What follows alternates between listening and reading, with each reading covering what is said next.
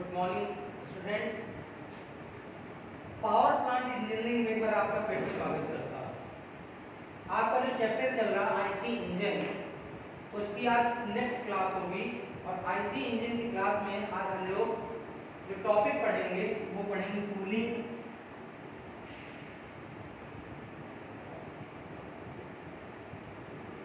Cooling cooling system cooling system की हम बात करेंगे। कूलिंग क्यों किया जाता है किसी भी इंटरनल कंबशन इंजन, किसी भी इंजन में कूलिंग क्यों किया जाता है और ये कितने प्रकार का होता है, इसके बारे में हम डिटेल में पढ़ेंगे। तो सबसे पहले कूलिंग क्या होता है, देखिए आप लोग जानते हैं जब भी कोई भी इंजन, जैसे कोई एक इंजन है, ये इंजन क्या करेगा, रन करेगा, चलेगा। ये इंजन रन करेगा तो इस रन करते समय इसमें फ्रिक्शन होगा। क्या होगा?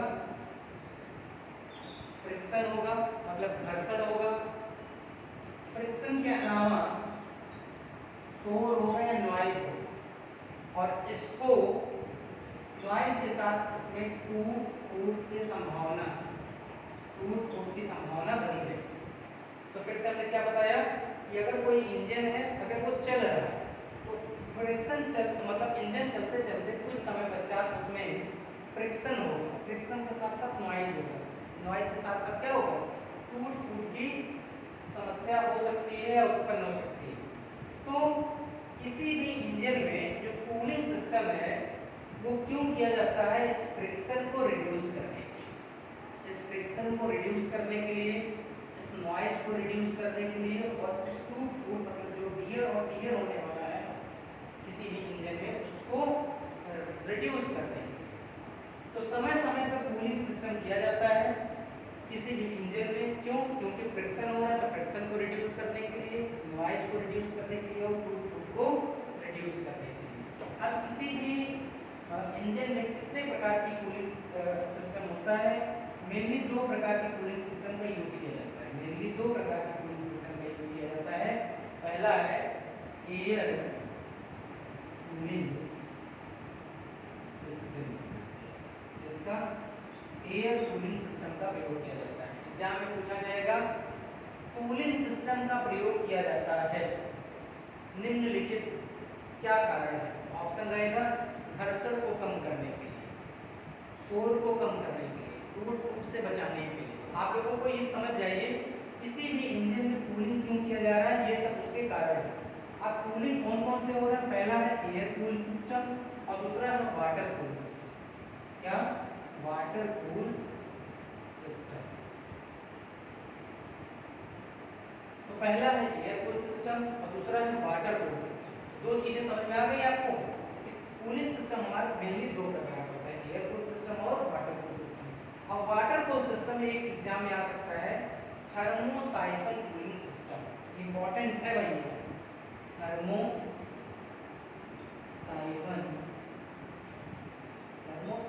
Cooling system, thermosiphon cooling system. Exam में क्वेश्चन पूछा जाएगा थर्मोसाइफन कूलिंग सिस्टम का प्रयोग किया जाता है। ऑप्शन रहेगा इंजन को ठंडा करने के लिए, घर्षण को कम करने के लिए, शोर इत्यादि को कम करने के लिए, इंजन को टूट फूट इत्यादि से बचाने के लिए। तो थर्मोसाइफन कूलिंग सिस्टम का प्रयोग इंजन को ठंडा करने के लिए किया जाता है। मतलब कूलिंग सिस्टम, तो इंजन को ठंडा करने के लिए हम क्या करेंगे? थर्मोसाइफन कूलिंग सिस्टम का प्रयोग करेंगे। तो इस प्रकार दो कूलिंग सिस्टम का यूज किया जाता है, पहला एयर कूलिंग सिस्टम का और दूसरा है वाटर कूल सिस्टम, जिसमें मोस्ट इंपॉर्टेंट है थर्मोसाइफन कूलिंग सिस्टम का प्रयोग किया जाए। अब हमने आपको बता दिया कि किसी भी इंजन में क्यों कूलिंग किया जा रहा है, फ्रिक्शन को कम करने के लिए, नॉइज को कम करने के लिए, टूट फूट को कम करने के लिए। और भी ऑप्शन दिया जा सकता है, आप लोग थोड़ा सा अपना भी माइंड यूज करके आंसर पे टिक कर सकते हैं। तो कूलिंग सिस्टम का टॉपिक कंप्लीट होता है। अब नेक्स्ट है लुब्रिकेशन सिस्टम, स्नेहक प्रणाली। स्नेहक प्रणाली क्यों किया जाता है? चलिए देखिए सब लोग, हम बताएंगे लुब्रिकेशन सिस्टम के बारे में। लुब्रिकेशन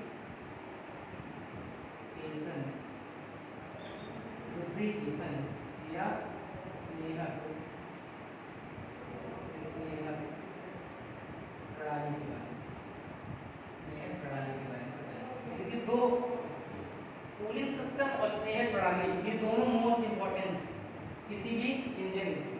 तो देखिए हम लोग क्या बताने चल रहे हैं, हम ये बताने चल रहे हैं कि किसी भी इंजन में, देखिए जैसे कोई एक इंजन है, कोई एक इंजन है, कोई भी इंजन हो सकता है, कोई एक इंजन है, ये इंजन क्या कर रहा है, रन कर रहा है, रन का मतलब चल रहा है, ये इंजन क्या कर रहा है, रन कर रहा है, मतलब इसमें कोई गति हो रही है। तो इंजन जब रन करेगा तो रन करने के बाद अगर मान लीजिए हमारे इंजन कुछ समय के पश्चात पुराना हो जा रहा है तो उसमें क्या होगा, वियर और टियर हो जाएगा। क्या हो जाएगा, वियर एंड टियर हो जाएगा। वियर एंड टियर मतलब जंग इत्यादि भी लग सकता है, कोरोजन इत्यादि भी लग सकता है। तो जंग से बचाने के लिए वियर टियर हो सकता है। इसके अलावा क्या हो सकता है, उसमें फ्रिक्शन, घर्षण जनरेट हो सकता है। क्या होगा, फ्रिक्शन जनरेट होगा, फ्रिक्शन जनरेट होगा। फ्रिक्शन के अलावा और क्या होगा, फ्रिक्शन के अलावा और क्या होगा, नॉइज होगा, उसमें आवाज आने लगती है कुछ समय तक। तो इन सबको कम करने के लिए, इन सबको कम करने के लिए, इस वियर टियर को कम करने के लिए, फ्रिक्शन को कम करने के लिए, नॉइज को कम करने के लिए हम क्या करते हैं, स्नेहक डाल देते हैं, ग्रीस इत्यादि का प्रयोग कर लेते हैं। ग्रीस इत्यादि का, जैसे ग्रीस ये क्या है, स्नेहक, ग्रीस इत्यादि का, या कोई लुब्रिकेंट डाल देंगे, लुब्रिकेंट, लुब्रिकेंट ऑयल आता है, आप लोग देखे होंगे लुब्रिकेंट ऑयल होता है, जैसे किसी मशीनों में डालने के लिए लुब्रिकेंट ऑयल का प्रयोग कर लेते हैं। क्यों क्यों करते हैं इसका प्रयोग, क्यों, क्योंकि ये वियर टियर को रिड्यूस करता है, फ्रिक्शन को रिड्यूस करता है और नॉइज को रिड्यूस करता है। इसके अलावा और क्या करता है, कोरोजन इत्यादि अगर लगा है, जंग इत्यादि लगा है तो उसको भी रिड्यूस करेगा। क्या करेगा, उसको भी रिड्यूस करेगा। तो इसके लिए हमने ग्रीस, सिंथेटिक ऑयल का भी कभी कभी प्रयोग करते हैं, सिंथेटिक ऑयल, लुब्रिकेंट ऑयल और ग्रीस इत्यादि का प्रयोग करके हम वियर टियर को कम कर सकते हैं, फ्रिक्शन को, नॉइज को कम कर सकते हैं। तो चलिए ये लुब्रिकेशन जो हमारा सिस्टम वो था टॉपिक नहीं कंप्लीट होता है। नेक्स्ट टॉपिक हम बताने चल रहे हैं आईसी इंजन में। अगला टॉपिक है 2 स्ट्रोक और 4 स्ट्रोक इंजन। जो हमारा होता है 4 स्ट्रोक इंजन और 2 स्ट्रोक इंजन के बारे में हम बताने चल रहे हैं। तो इसमें देखिए सबसे इम्पोर्टेंट कोई चीज़ है, तो पहला पेट्रोल इंजन, हम दो बात कर रहे हैं, पेट्रोल इंजन, हम बात कर रहे हैं पेट्रोल इंजन, और इसके अलावा हम बात करें डीजल इंजन। पेट्रोल इंजन और डीजल इंजन की बात कर रहे हैं। आप लोगों को ये चीज़ पता होना चाहिए कि पेट्रोल इंजन में कार्बोरेटर लगा रहता है। क्या लगा रहता है, कार्बोरेटर। ये पेट्रोल इंजन में ही लगा रहेगा, ये कार्बोरेटर जो लगा रहेगा ये कहाँ लगा रहेगा, पेट्रोल इंजन में ही लगा रहेगा। अच्छा, कार्बोरेटर क्या करता है, फ्यूल प्लस एयर के मिक्सचर, फ्यूल प्लस एयर के मिक्सचर को ये कहाँ भेजेगा, सिलेंडर के अंदर भेजेगा। फ्यूल प्लस एयर के मिक्सचर को कहाँ भेजेगा, कहाँ भेजेगा, सिलेंडर के अंदर भेजेगा। तो कार्बोरेटर का प्रयोग किया जाता है। इसके अलावा पेट्रोल इंजन में स्पार्क प्लग का यूज किया जाता है। क्या, स्पार्क प्लग, देख रहे होंगे आप लोग, स्पार्क प्लग का यूज पेट्रोल इंजन में ही किया जाता है, डीजल इंजन में नहीं किया जाता है। डीजल इंजन में हमारा नहीं किया जाता है, तो पेट्रोल इंजन में इसका यूज किया जाता है। स्पार्क प्लग का गैप, कभी कभी पूछा जाता है स्पार्क प्लग का गैप कितना होता है, कौन बताएगा, कौन कोई जानता हो बता दीजिए। स्पार्क प्लग का गैप जो होता है कमेंट करके आप बता सकते हैं, 0.3 mm से 0.3 mm से 0.7 mm, 0.3 mm से 0.7 mm का गैप रहता है स्पार्क प्लग में। आप लोग देखे होंगे ना स्पार्क प्लग, आप लोग अगर बाइक चलाते हैं तो उसमें स्पार्क प्लग लगा रहता है, कुछ इस तरह होता है। देखिए स्पार्क प्लग कुछ इस तरह रहता है नहीं, ये स्पार्क प्लग कुछ इस तरह, तो इस तरह देखिए स्पार्क प्लग रहता है। ये गैप, ये देखिए ये गैप, इसी गैप की बात करिए, गैप कितना होता है, 0.3 mm से 0.7 mm का गैप होता है स्पार्क प्लग। ये कहाँ यूज किया जाता है, जो पेट्रोल से चलने वाली गाड़ी है, पेट्रोल से जो चलने वाली गाड़ी है वो क्या नाम है, स्पार्क प्लग। इसका फिर थर्ड हम बता रहे हैं, इसको कहते हैं spark ignition engine. Spark ignition engine कहा जाता है, स्पार्क इग्निशन इंजन या एसआई इंजन भी कहते हैं, एसआई इंजन। और इसकी खोज कौन किया था, आटो की। कौन, आटो। ऑटो नामक वैज्ञानिक ने इसकी खोज किया। देखिए सब क्वेश्चन बन रहा है आपका ऑब्जेक्टिव टाइप। कार्बोरेटर का प्रयोग किया जाता है, स्पार्क प्लग का यूज किया जाता है जिसमें गैप 0.3 मिलीमीटर 0.7 मिलीमीटर का होता है। फिर spark ignition engine, SI engine इसको कहते हैं, स्पार्क इग्निशन इंजन। ऑटो नामक वैज्ञानिक ने ये इसका खोज किया था। और इसमें सबसे ज्यादा पूछा जाता है जो संपीड़न अनुपात जो होता है इसका वो कितना होता है, 6 से 10 होता है। कितना, 6 से 10 होता है। कंप्रेशन रेशियो 6 से 10 होता है। देखिए फिर हम रफ करने चल रहे हैं, मतलब की चीजें रफ करना और कुछ चीजें को लिखना। तो देखिए इसमें जो हमारा वो होता है वो कितना होता है, 6 से 10। देखिए यहाँ पर संपीड़न अनुपात जो होता है, संपीड़न अनुपात ये मोस्ट इंपॉर्टेंट है।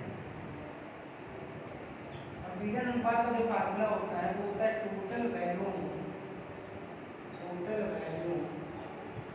Upon clearance. Total volume upon clearance. तो टोटल वॉल्यूम क्या होता है, BC clearance plus BS upon. अब देखिए ये सब आप लोगों को इसलिए बताया जा रहा है क्योंकि कभी कभी संपीड़न अनुपात का फार्मूला पूछ लेता है एग्जाम में कि इट इज ऐसे पूछ लेगा, compression ratio is defined as, तो यहाँ पर ऑप्शन आ जाएगा total volume upon clearance value. तो BC plus BS upon BC हो जाएगा। और इसका कितना होता है, 6 से 10 हमने बताया आपको, 6 से 10 होता है। तो सबको ये सब चीजें समझ में आ गई। तो हम पेट्रोल इंजन की कहानी को यही खत्म करते हैं और डीजल इंजन की कहानी पर मार है, डीजल इंजन की कहानी। तो चलिए सब लोग डीजल इंजन के बारे में देखिए। डीजल इंजन की कहानी के बारे में बताएं। सबसे पहले डीजल इंजन में जो बताने चल रहे देखिए सब लोग, डीजल इंजन को क्या कहते हैं, इसकी खोज जो था कौन किया था, रुडोल्फ डीजल किया। रुडोल्फ डीजल किया, इसकी खोज कौन किया था, रुडोल्फ डीजल किया। अच्छा, रुडोल्फ डीजल करने के बाद इसका एक और नाम है क्या, सीआई इंजन। सीआई इंजन मतलब कंप्रेशन इग्निशन इंजन। क्या, कंप्रेशन। एग्जाम में भैया ये बहुत क्वेश्चन पूछा जाता है, compression ignition engine,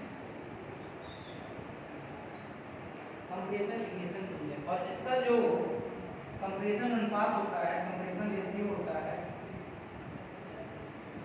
compression ratio होता है कितना होता है, 16 से 20 तक होता है। कितना, 16 से 20 तक कंप्रेशन रेशियो होता है। तो डीजल इंजन रुडोल्फ डीजल ने खोज किया। सीआई इंजन कहते हैं इसको। ऐसे याद करेंगे, सी के बाद डी आ रहा है, सी के बाद डी आ रहा है, सीआई इंजन, सीआई इंजन मतलब डीजल इंजन। फिर कंप्रेशन रेशियो 16 से 20 बता दिया। चलिए नेक्स्ट आगे इसके बारे में बता रहे हैं। इसमें डीजल इंजन में हमारे वाल्व नहीं लगे रहते हैं, क्या लगे रहते हैं, पोर्ट लगे रहते हैं। क्या लगा रहता है, पोर्ट का प्रयोग किया जाता है। 3 पोर्ट होता है, पोर्ट लगा रहता है, पोर्ट, इसको पोर्ट कहते हैं। पहला है इनलेट पोर्ट, इनलेट पोर्ट। दूसरा है एग्जॉस्ट पोर्ट, इनलेट पोर्ट और एग्जॉस्ट पोर्ट।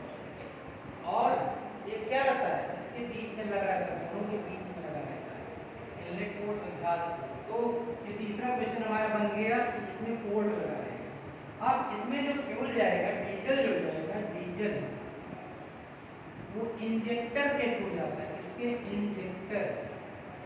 इंजेक्टर के थ्रू जाएगा, कार्बोरेटर नहीं लगा रहता है इसमें, इंजेक्टर के थ्रू जाता है। इसमें इंजेक्टर के थ्रू ये हमारा डीजल जाता है सिलेंडर के अंदर, जो कास्ट आयरन का बना रहता है वो सिलेंडर के अंदर इंजेक्टर के थ्रू जाता है। अच्छा, जो हमारी फ्यूल की गुणवत्ता की जांच होती है वो सीटेन नंबर के द्वारा किया जाता है। इसके सीटेन नंबर, ये भी क्वेश्चन पूछा जाता है, सीटेन नंबर किससे आधारित है, डीजल इंजन। तो सीटेन नंबर जो है वो हमारा डीजल इंजन का आधारित है। और इसी तरह पूछ लिया जाएगा octane number, octane number, octane number जो हमारा आधारित होगा वो पेट्रोल इंजन का आधारित है। इस पे पेट्रोल इंजन, पेट्रोल इंजन का हमारा ऑक्टेन नंबर होता है और सीटेन नंबर जो होता है वो डीजल इंजन पे आधारित होता है। तो 1 नंबर पे ये भी क्वेश्चन बन गया कि डीजल इंजन मतलब cetane number, octane number petrol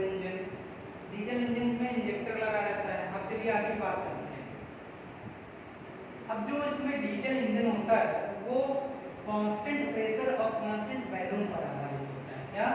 constant pressure और कांस्टेंट वॉल्यूम पर आधारित होता है। कांस्टेंट देखते रहिएगा आंसर, कांस्टेंट प्रेशर और कांस्टेंट वॉल्यूम, जबकि पेट्रोल इंजन सिर्फ कांस्टेंट वॉल्यूम पे होता है, कांस्टेंट वॉल्यूम पे होता है। ये क्वेश्चन पूछा जा सकता है एग्जाम में। ऑटो साइकिल कांस्टेंट वॉल्यूम पर होता है और डीजल साइकिल कांस्टेंट प्रेशर और कांस्टेंट वॉल्यूम पर भी आधारित होता है। तो इस तरह के क्वेश्चन पूछा जा सकता है पेट्रोल इंजन कांस्टेंट वॉल्यूम पर और डीजल इंजन के लिखा है यहाँ पे डीजल ऐसे लिख दे रहे हैं, डीजल इंजन, और ये हो गया पेट्रोल। लेकिन नाम से पता चला पेट्रोल कांस्टेंट वॉल्यूम पर और डीजल इंजन कांस्टेंट प्रेशर और कांस्टेंट वॉल्यूम पर आधारित है। चलिए आगे की कहानी स्टार्ट करते हैं। इसी चैप्टर में और क्या क्या बाकी है उसके बारे में हम आज कंप्लीट करके ये चैप्टर कंप्लीट कर लेते हैं।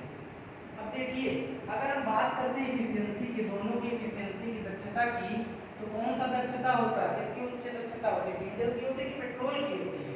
आप देखिए कि जितने भी हैवी व्हीकल हैं वो सब डीजल की बनी होती है। तो डीजल वाली गाड़ियां जो होती है, डीजल इंजन की दक्षता उच्च as compare to petrol engine. Diesel engine की एफिशिएंसी उच्च होती है और पेट्रोल इंजन की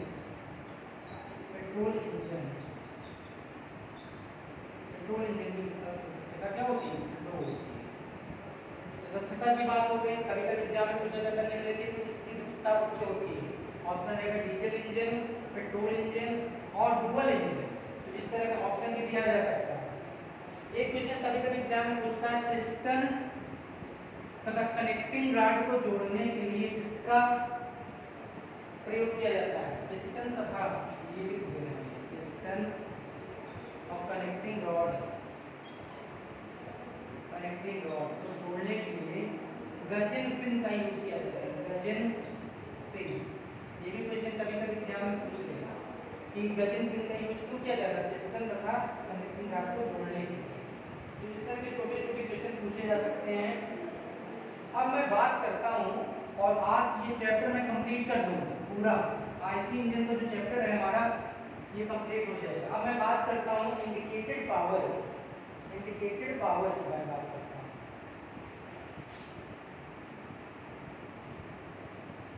तो देखिए, अब कुछ हम पावर की बात करते हैं। पहला है इंडिकेटेड पावर। फार्मूला पूछा जाता है इसका, इंडिकेटेड पावर या इसको कहते हैं सूचित शक्ति।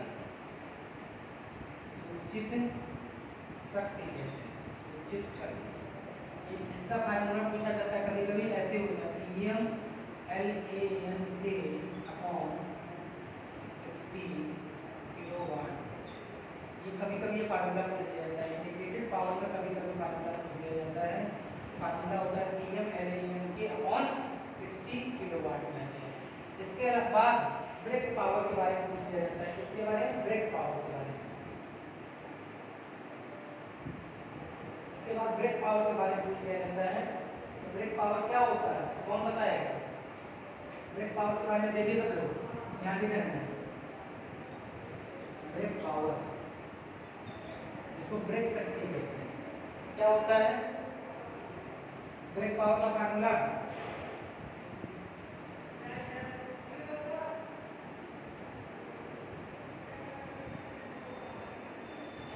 ब्रेक पावर का फार्मूला कौन बताएगा?